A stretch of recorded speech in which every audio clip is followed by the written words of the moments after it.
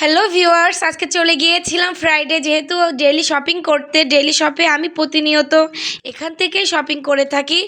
তো চলে আসলাম, এই যে ভীম লিকুইড জেল আর একটা হ্যান্ড ওয়াশ নিয়ে নিলাম আর দুইটা হারপিক নিয়ে নিচ্ছি, যেহেতু আমার বাসায় দুইটা ওয়াশরুম।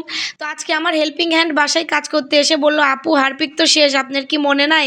তাই আমি বললাম, ও দেখো আমার তো মনে নাই। তা আপনার ভাইয়া যেহেতু আজকে বাসায় আছে, তো দুইজন বের হয়ে গেলাম শপিং করার জন্য। আমি ওখান থেকে কিছু নিত্য প্রয়োজনীয় জিনিস নিয়ে দেন একটু টমেটো, তারপরে গরুর মাংস, মাছ, এগুলো সব কিনে আমি বিল করে দেন বাসায় চলে আসি।